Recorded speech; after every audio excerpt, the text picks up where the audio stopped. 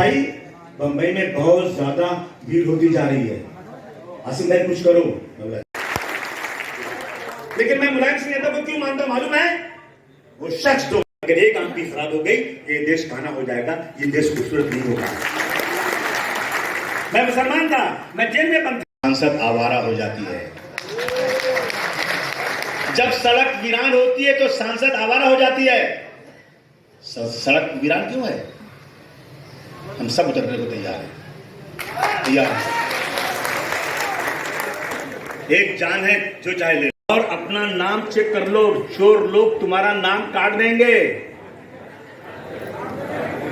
ये बहुत बहुत धतुर हैं, क्या बोलते हैं, बोलते हैं ना, चेक करो और नहीं है तो कंप्लेन करो, उसको दुरुस्त कराओ, नहीं तो वोट चला जाएगा। यही कहना चाहता था। और अभी मोबाइल पे नाम चला जाता है, किसको किसको मालूम वोटिंग में नंबर नाम डालना, वोटिंग में नाम डालना मालूम है? हाथ दुराओ, किसको मालूम है?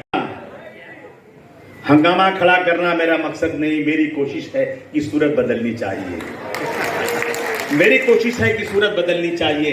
मेरे सीने में ना, महाराज जी को मेरे पास भेजिए।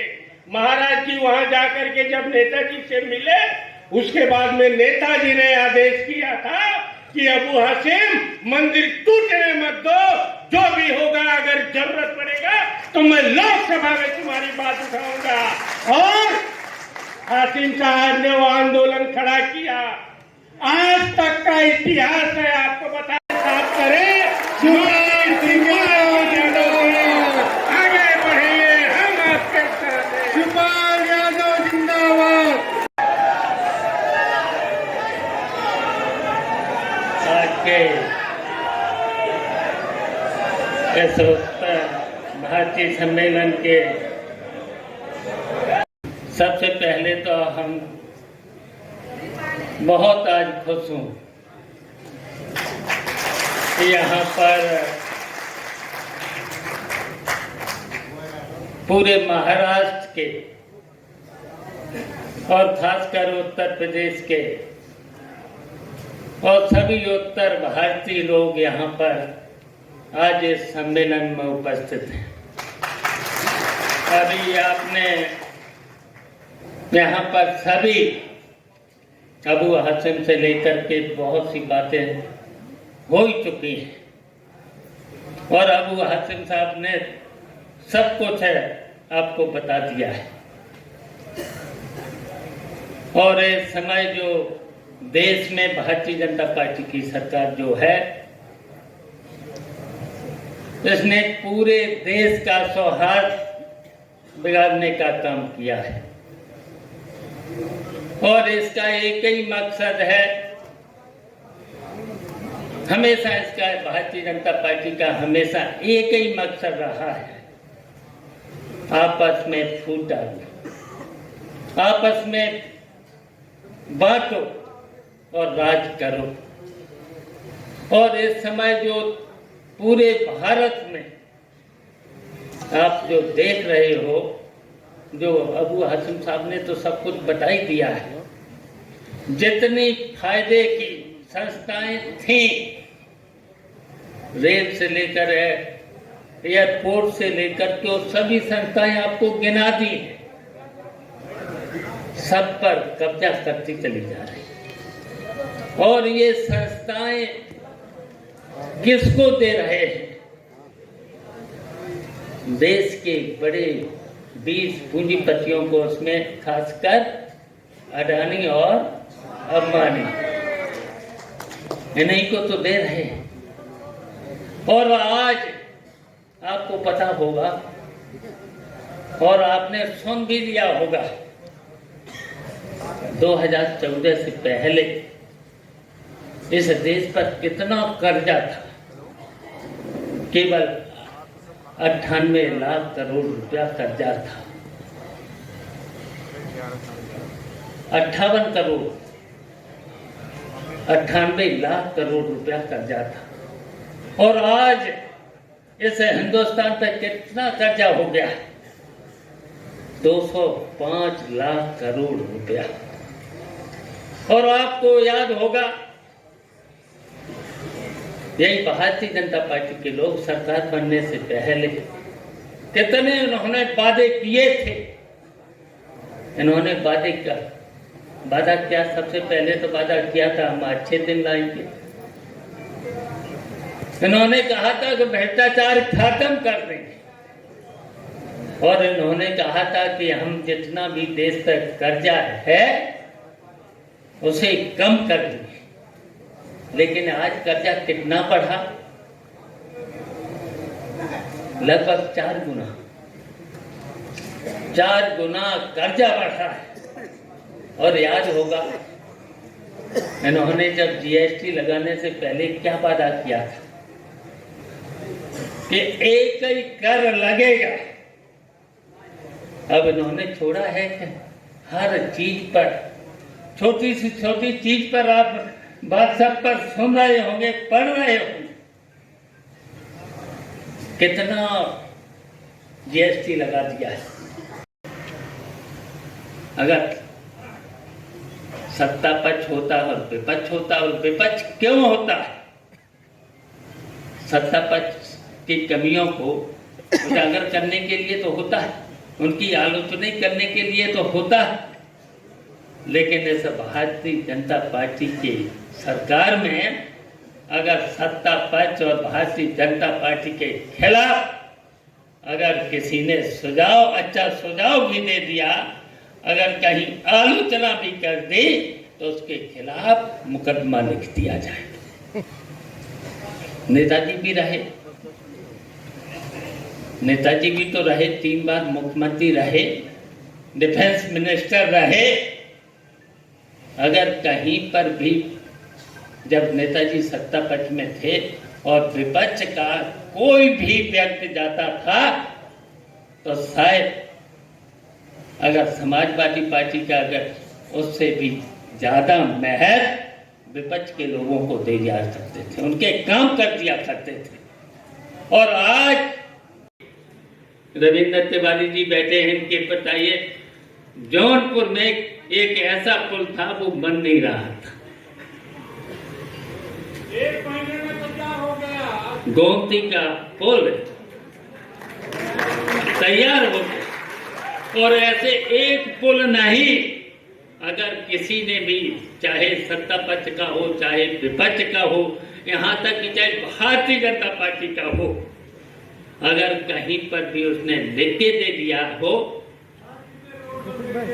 तो उसकी रोड, सड़क, पुल अगर कहीं पर भी झूठा, कहीं अगर पुलिस के लोगों ने या किसी भी व्यक्ति ने अगर झूठा फंसा दिया है, अगर नेताजी से लेकर अखिलेश यादव से लेकर या मेरे पास कोई आ गया है, तो उसकी मदद हो गई थी। लेकिन आज अगर समाजवादी पार्टी का, खासकर अगर मुस्लिम है और खासकर यादव है, तो झूठे केस में फिर तो जेल ही जाना है।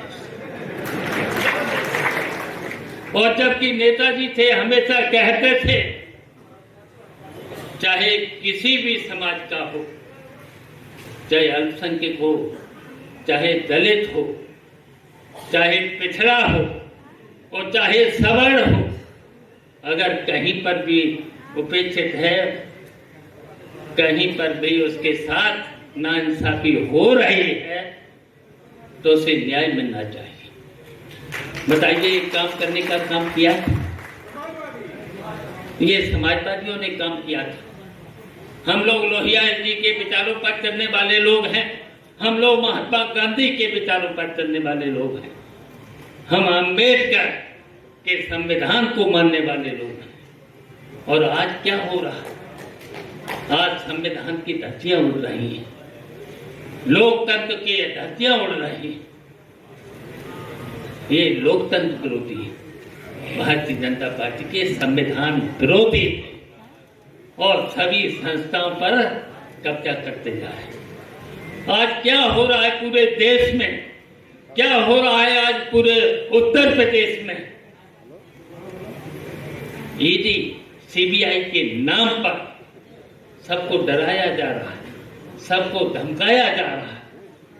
और यहाँ तक कि झूठे अब अबू हाशमी साहब पर बताइए छापा पड़ रहा, ईडी और सीबीआई लगातार परेशानी तो कर रही है, इनको भी धमकाया जा रहा। कुछ दिनों हम भी भारतीय जनता पार्टी के संपर्क में रहे और ऐसा कोई भी छोटे से बड़े नेता से लेकर के हमसे न मिला, लेकिन 3 साल में बताओ हम पूछना चाहते हैं, लालच तो हमें भी बहुत दिया गया, बहुत लालच दिया गया,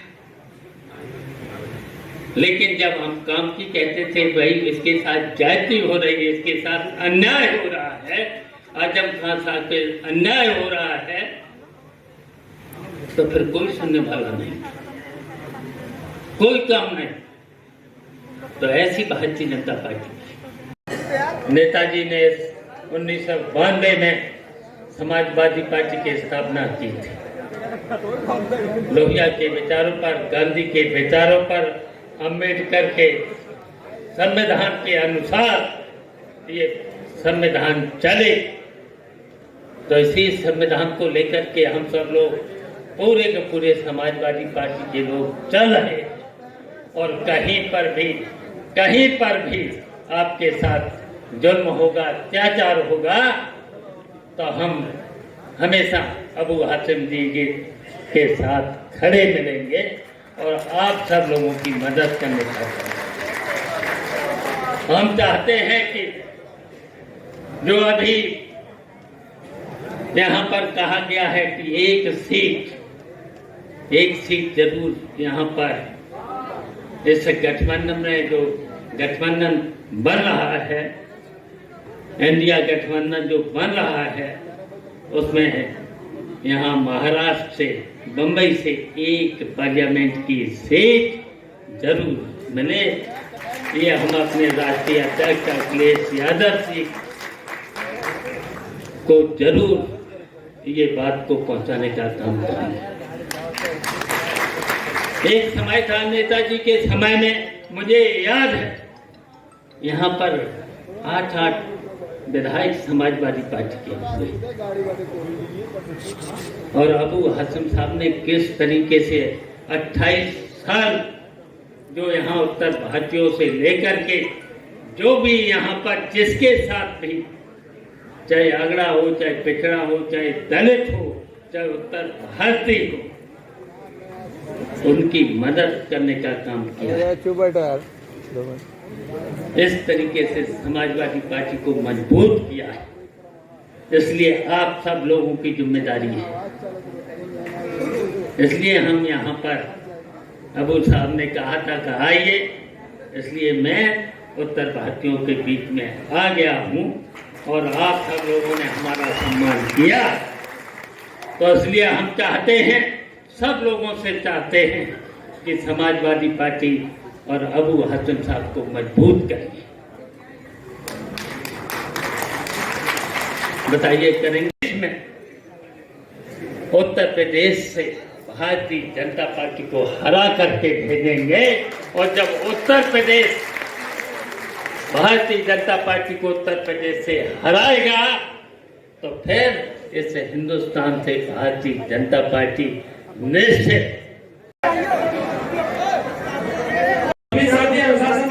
मुंबई में रहते हैं। 70 लाख उत्तर भारतीय है और सभी वर्ग के लोग हैं, पिछड़े, दलित, अल्पसंख्यक और सवर्ण, ये सभी उत्तर भारतीय अब समाजवादी पार्टी को मजबूत करेंगे और मुंबई में भी और पूरे महाराष्ट्र में भी समाजवादी पार्टी को मजबूत करेंगे। और जो भी साथी स्वागत कर लिए हो उनसे गुजारिश है वो स्टेज के नीचे आए, स्टेज के नीचे आइए। सभी मिल करके समाजवादी पार्टी को जिताने का काम। उत्तर प्रदेश में एक बड़ी तादाद में अगर बात की जाए, मुंबई महाराष्ट्र की सिर्फ 2 विधायक यहाँ पर हैं। इस बार का 2024 का जो चुनाव है बेहद अहम है, जैसा कि आपने कहा।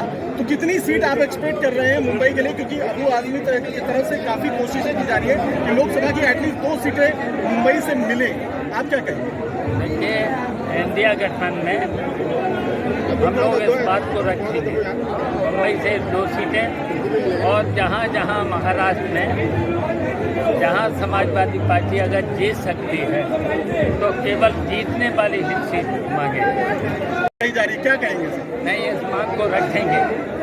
जहाँ जहाँ समाजवादी पार्टी जहाँ जहाँ समाजवादी पार्टी भारतीय जनता पार्टी को हरा सकती है वहाँ पर समाजवादी पार्टी लड़े, और जहाँ कांग्रेस भारतीय जनता पार्टी को हरा सकती है वहाँ पर कांग्रेस।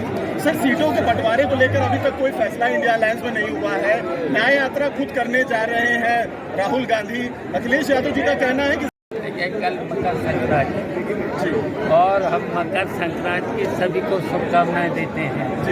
और देखिए, संक्रांति के प्लीज जरा मंच से बाहर, मंच से नीचे चलिए। जो लोग स्वागत कर लिए हैं उनसे गुजारिश है कि मंच खाली कर दें। हो जाएगा। और समाजवादी पार्टी जो भी साथी सरकार कर रही है उनसे गुजारिश है कि मंच को कम से कम खाली कर दें। चुनाव लड़े। सर, के तौर पे देखा जा रहा है, आप क्या कहेंगे? उनको स्वीकारें, संयोजक कांग्रेस का होगा, इसको जो है सपा स्वीकार कर रही है। देखिए, वो तो हमारे राष्ट्रीय अध्यक्ष, राष्ट्रीय नेतृत्व ने इंडिया गठबंधन को मजबूत करने के लिए वहाँ पर जो बैठक हुई है उसमें जो तय हुआ है उसे स्वीकार करते हैं। सही मायावती को साथ में लेना चाहिए, क्या कहेंगे? इससे इंडिया गठबंधन को मजबूती मिलेगी, ये दलील दी जा रही है।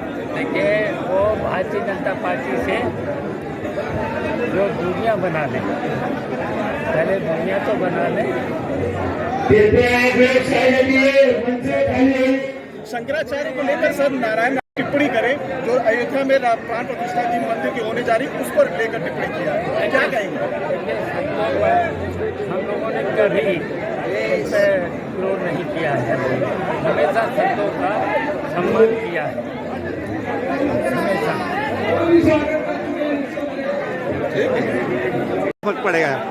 देखिए, शिवपाल यादव जी जो चाचा हैं वो यूपी की एक जान है, जिनको चीता कहा जाता है, एक टाइगर है वो। और आज उन्होंने महाराष्ट्र में आके दहाड़ा है युवाओं को और यादव समाज को, उत्तर भारतीयों को खास करके। उन्होंने एक आश्वासन दिया है कि जब भी ज़रूरत पड़ेगी जनाब अबू हाशिम आज़मी साहब को, किसी भी एक भी उत्तर भारतीय को, तो यहाँ पे हम लोग के साथ में वो खड़े रहेंगे, और यूपी में भी कोई ज़रूरत पड़ेगी तो हमारा साथ देंगे। देखिए, हम लोग तो यही सोच रहे हैं, और तमाम युवा ये सोच रहा है, हिंदू मुसलमान ये सोच रहा है, हर बिरादरी के हर वर्ग के लोग यही सोच रहे हैं कि बीजेपी को हटाना है। और बीजेपी हटेगी कैसे? जब तक सारे समाज आपस में मिलेंगे, क्योंकि ये हिंदू मुसलमान की राजनीति खत्म हो चुकी है। राम मंदिर कोर्ट ने फैसला किया है, कोर्ट ने बनाया है राम मंदिर, ना कि कोई बीजेपी ने बनाया नहीं है, कोर्ट ने बनाया है। तो हिंदू भाइयों को वहाँ पे राम मंदिर मिल गया है, तो किसी की कोई अब जरूरत नहीं है। अब बीजेपी किस चीज़ पे राजनीति करेगी? तो बीजेपी अब वापस हिंदू मुसलमान लेकर आएगी। इसलिए शिवपाल चाचा आज आए हैं, महाराष्ट्र में एक नारा दिए उन्होंने कि हम हमेशा सभी लोगों के साथ में थे। और एक बोलते ना कि सेकुलर पार्टी अगर कोई हिंदुस्तान में बची कोई है तो है सिर्फ समाजवादी पार्टी। मैं आपकी चैनल के माध्यम से तमाम हिंदुस्तानियों को, तमाम यूथ को ये संदेश देना चाहूँगा कि सेकुलरिज्म जिंदा रहना चाहिए, हमारी एकता बनी रहनी चाहिए। हिंदू मुसलमान हमेशा मिलजुल के, जैसा गंगा जमुना तहजीब जो थी वो हमेशा कायम और दायम रहेगी। पी रहे होंगे और जो गोबर खा रहे हैं भैया उन्हीं लोग के लिए है, किसी के लिए कुछ नहीं है। मंदिर जिसके लिए, मंदिर की आस्था जो अच्छा हिंदू है वो जाके मंदिर में पूजा छोटी मंदिर में भी करता था, बड़ी मंदिर में भी करेगा। बहुत बहुत हम लोग को धन्यवाद देते हैं, जो अच्छे माइंड के अच्छे लोग।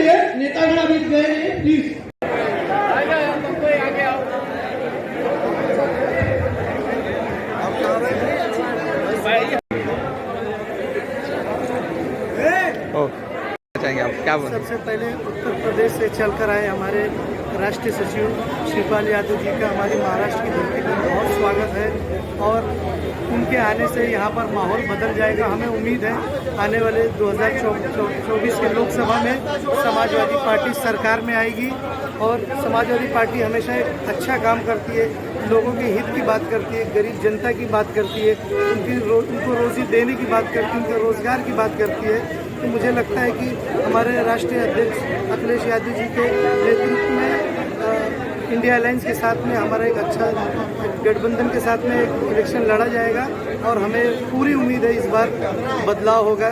गरीब जनता की उम्मीदें इस बार नहीं टूटेगी। ये तो बीजेपी की नीति चल रही ना। आज हमारे पूरे भारतवर्ष में क्या चल रहा है, हिंदू मुस्लिम मंदिर मस्जिद, इसके सिवा युवाओं को रोजगार देने की बात नहीं होती है, जनता के काम करने की बात नहीं होती, अच्छी फैसिलिटी देने की बात नहीं होती है, कभी किसी को स्कूल बनाने की बात नहीं होती, कॉलेज बनाने की बात नहीं होती। सिर्फ इनके पास आंकड़े हैं, इनके पास काम नहीं है। इनके सिर्फ शब्दों से ये इस देश को चला रहे हैं और इस बार जनता उनको मुंह तोड़ जवाब देगी। 2024 में इस बार उनको पिछाड़ना है और हमारे भारतवर्ष को इस बार आगे बढ़ाना है। और हमारे महात्मा गांधी जी का ये देश है, हमारे डॉक्टर भीमराव अंबेडकर साहब का ये देश है और इस बार हमारे देश को हमको बचाना है। जी बिल्कुल, इनकी रणनीति है। अगर सच्चा प्यार होता राम जी से तो सच में जो युवा और गरीब जनता जो कोविड में बेहाल थी उनको मदद होती थी। उस वक्त भी उत्तर प्रदेश में आपने देखा है बसों के नंबर और परमिट चेक होते थे जिस वक्त गरीब जनता को राशन की और उसको घर जाने की ज़रूरत थी। तो आप लोग सारी चीज़ें यहाँ पर दिख रहा है और इस बार बदलाव ज़रूर होगा। क्या कहेंगे? नहीं, देखिए, शिवपाल जी आए थे हमारे इस धरती पे, हमने बड़ा ज़ोरदार उनका स्वागत किया और मैंने देखा कि उत्तर भारतीय जितने लोग थे खुद चलकर हम लोगों को यहाँ पर किसी को बुलाना नहीं पड़ा। जैसे ही लोगों को पता चला उत्तर भारतीय लोगों को कि शिवपाल जी आ रहे हैं तो वो खुद ब खुद यहाँ पर आए, उनका भाषण सुना और उनका भाषण बहुत ही लोकप्रिय था। मुझे उम्मीद है कि उत्तर भारतीय जो है यहाँ पर कुछ सीख लेकर जाएंगे और आने वाले जो चुनाव जो भी हो चुनाव और उसके अंदर एक अच्छा आपको उत्तर भारतीयों का रोल देखने मिलेगा और समाजवादी पार्टी की ताकत इंशाअल्लाह बढ़ेगी आज से। और आज से कोई भी समाजवादी पार्टी आराम से नहीं सोएगा जब तक कि लोकसभा की सीट यहाँ से हमारी नहीं जीतती है।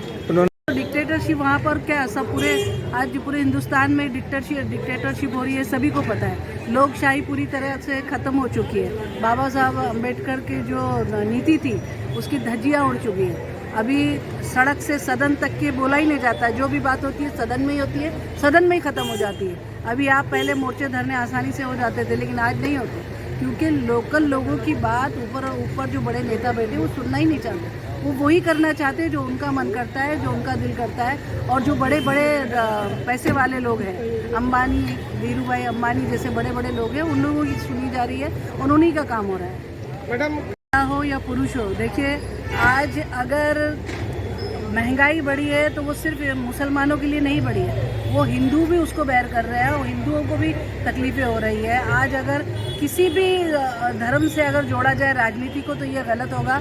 मैं एक ही बात आपके चैनल के माध्यम से बोलूँगी कि राजनीति में अगर रहना है तो सिर्फ और सिर्फ विकास की बात करनी होगी।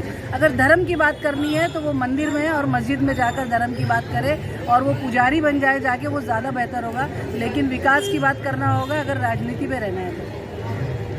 समाजवादी पार्टी जिंदाबाद, जिंदाबाद। अखिलेश यादव जिंदाबाद, जिंदाबाद, जिंदाबाद। शिवपाल यादव जिंदाबाद, जिंदाबाद, जिंदाबाद। बहादुर यादव जिंदाबाद, जिंदाबाद।